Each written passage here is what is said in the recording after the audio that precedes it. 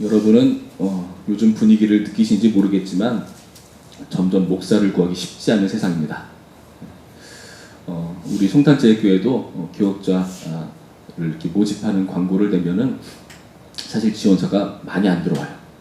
그리고 정말 오래오래 기다려서 한 개, 두 개 정도 들어올까 말까입니다. 그만큼 점점 목사를 하려는 사람들이 줄어드는 세상이죠. 저는 한편으로는 이해는 됩니다. 왜냐하면 목사로 산다는 것이 예전엔 모르겠어요. 그러나 요즘 시대에는 그렇게 좋아 보이는 시대는 아닙니다. 이런 마음을 생각해 보시기 바랍니다. 여러분의 딸, 이미 더 결혼하시겠죠. 손주, 결혼한다, 시집간다 하면은 목회자 사위 감당이 되십니까? 굉장히 부담스럽죠.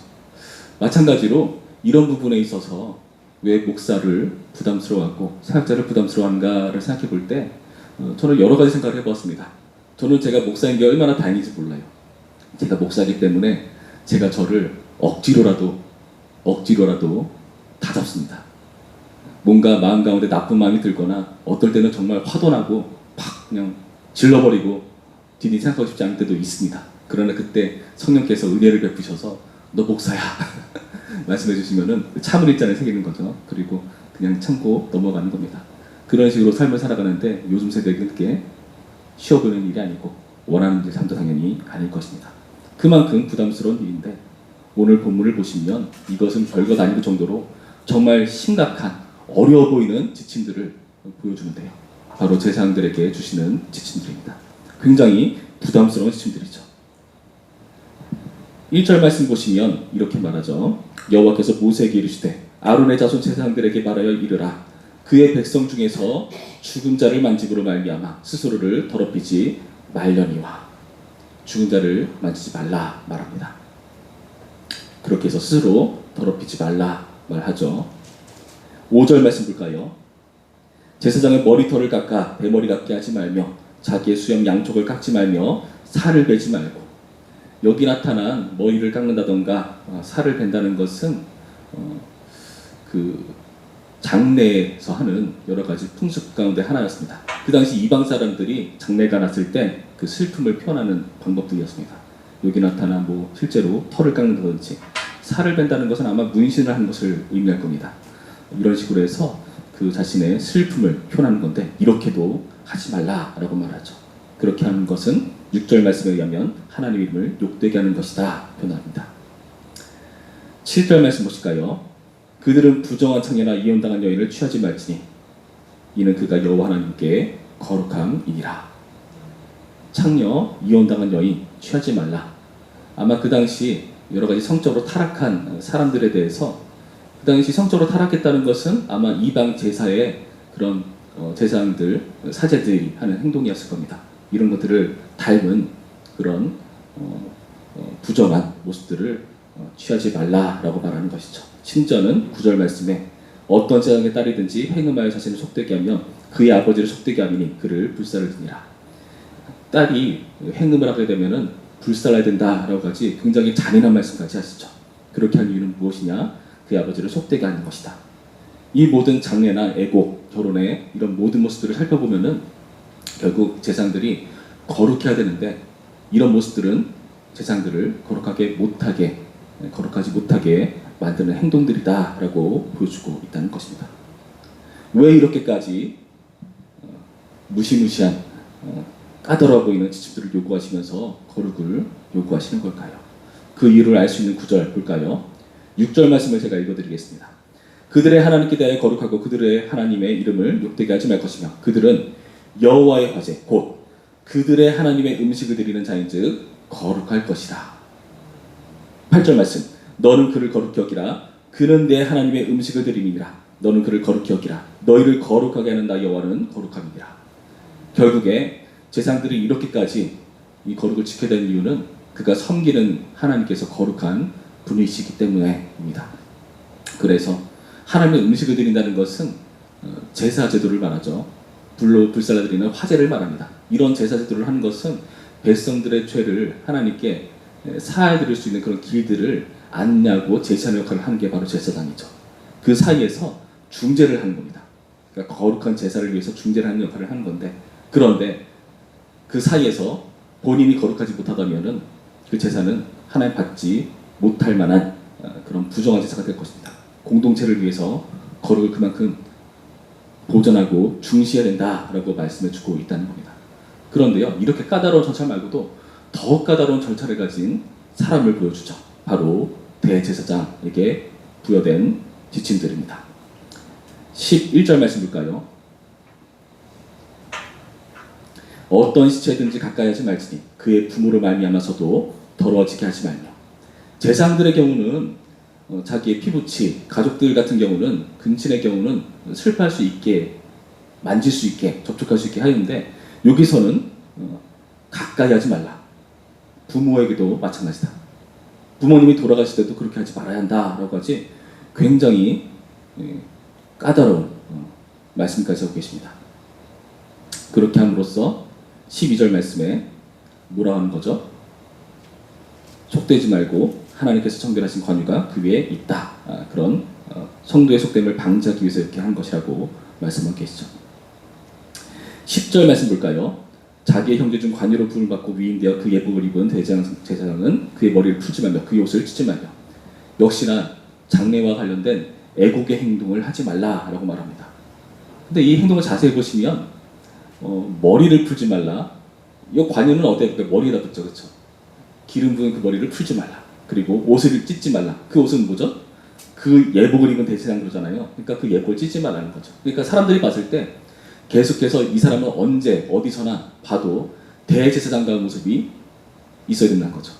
머리를 풀어헤치거나 옷을 찢으면 대제사장의 그런 의복을 해치는 것이고 그 머리를 풀어헤치는 것이기 때문에 그렇습니다. 언제나 대제사장답게 보여야 된다. 그리고 결혼도 더 까다롭습니다. 13절 말씀 볼까요? 그는 처녀를 데려다가 아내를 삼을지니 과부나 이혼당한 여자나 창녀짓을 하는 더러운 여인을 취하지 말고 자기 백성 중에서 처녀를 취하여 아내를 삼아. 이혼당한 여자, 창녀짓을 하는 더러운 여인, 이거는 아까도 나왔는데요. 추가된 게 과부죠. 과부는 좀 이해가 안 됩니다. 과부 같은 경우는 제가 과부라는 표현을 써서 죄송합니다. 성경에 나온 표현이니까 그냥 그대로 쓰겠습니다. 이 과부는 솔직히 말하면 자기의 의지로 혼자 된 게 아니잖아요. 근데 왜 이것까지 금지하는가? 하나님께서 정해놓은 하나님의 법칙에 의하면 남자와 여자가 한 몸을 이룬 것이 온전한 상태거든요. 근데 그게 깨져버린 상태이기 때문에 이것은 하나님의 법칙에서 떨어져 나가는 겁니다. 그래서 하나님의 온전함을 위해서 이것 또한 하나님께서 제한하는 모습을 보여주고 계시죠. 그렇게 과부 또한 취하지 않고 처녀를 취함으로써 15절 그의 자손이 그의 백성 중에서 촉되게 하지 말지니. 그의 자손, 결혼한 그 자녀, 대제사장의 자녀가 되겠죠. 그 자녀가 촉되지 않게 하는 겁니다.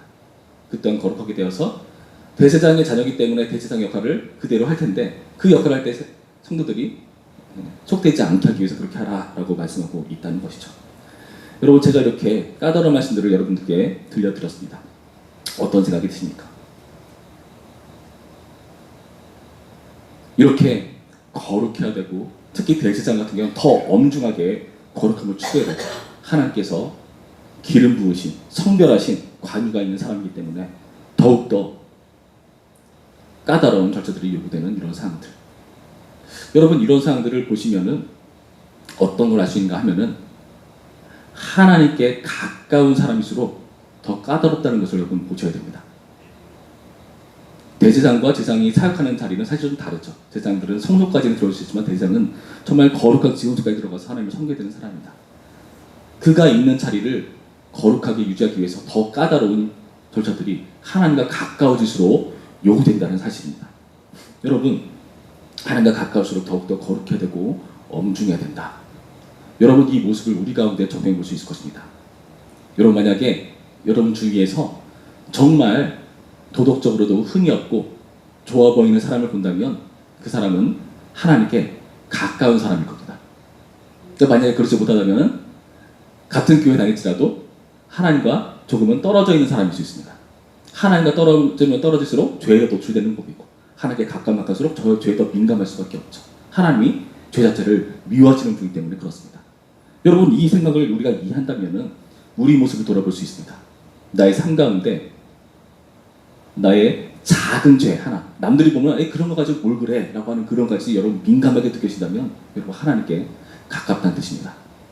여러분 생각해 보시면 하나님께 가까운 사람일수록 오히려 자기를 더욱더 죄인으로 여겨요. 근데 오히려 먼 사람일수록 몰라요 그런 거. 죄인이라고 화를 내요. 근데 가까운 사람일수록 내가 죄인이 맞다는 것을 더 뼈저리 느낍니다. 그럴 수밖에 없죠. 아무리 작은 죄를 할지라도 거룩하신 하나님께 가까워진다면은 마치 그 강렬한 빛 앞에 그림자가 더욱더 가까워지면 짙어지듯이 그렇게 드러나는 법이거든요. 여러분, 우리가 하나님께 가깝다는 것은 더욱더 하나님을 의존하며 그분을 의식하며 죄에서 멀어지는 상태를 여러분 의미하는 것입니다. 여러분, 하나님께서는 우리를 거룩하게 했다고 말씀하시죠. 우리가 여기 보면 8절과 15절을 보시면은 우리를 거룩하게 하시는 여호와라는 표현이 있습니다. 다시 말해서 여호와로서 약속을 주시고 그 약속을 신실하게 이행하시는 하나님으로서 우리 가운데 이 거룩함을 쫓아갈 수 있도록 도우시는 분이시라는 겁니다. 독생자를 주시까지 그 약속에 신실하셨죠. 예수님은요, 그 거룩하신 분께서 죄악된 이 세상 가운데 오셔서 우리를 거룩히 하시고자 자신이 그 부정한 세상 가운데 찾아오셨죠. 얼마나 괴로우셨겠습니까? 그러면서 그 언약을 신실하게 지켜내서 죽으시고 부활하십니다. 대제사장답게 그 요구들을 이뤄내시는 하나님이셨다는 거죠. 그리고 우리에게 이 거룩함을 이제 쫓아오라고 말씀하시는 겁니다. 여러분, 그렇다면 우리의 모습을 돌아봐야 됩니다. 여러분, 장래와 애곡이 무슨 의미일까요? 장래와 애곡이라는 것은요, 죽음 가운데 넘어지고 쓰러지고 실패하고 졌다는 의미지 않습니까? 그런데 그 장래에도 전혀 영향하지 않고 슬퍼하지 않는다는 것은 무슨 의미일까요? 그 죽음을 초월해서 영생을 누린 자답게 그 자리를 지키는 존재라는 거죠. 나사로가 죽었을 때 수많은 사람들이 슬퍼합니다. 불신앙을 보고 하나님께서는 아주 통한이 여셨다라고 표현하죠. 여러분, 무슨 의미죠? 하나님께서 우리가 죄의 결과인 죽음에 잠식되어서 넘어지는 거 원치 않는다는 의미입니다. 다시 말해서 우리에게 죽음에서 자유한 영생 누리는 존재로 그 자리를 지켜라. 그 자리에서 영생의 하나님이 믿는 자다운 모습으로 사람 가운데 하나님의 영생의 존재라는 것을 드러내야 된다라는 것을 우리 가운데 비춰주시고요. 그 일을 위해서 예수님께서 우리 가운데 십자가라는 수고를 감당하셨다는 겁니다. 거룩이라는 것은요, 하나님이 하나님다우신 것을 의미합니다. 여러분, 우리가 거룩해야 된다는 것은 하나님처럼 살아야 한다는 거죠. 만만치 않은 일이지만 그 과정을 통해서 하나님과 가까울수록 우리가 더욱더 이 거룩의 길을 닮아갈 수가 있을 것입니다.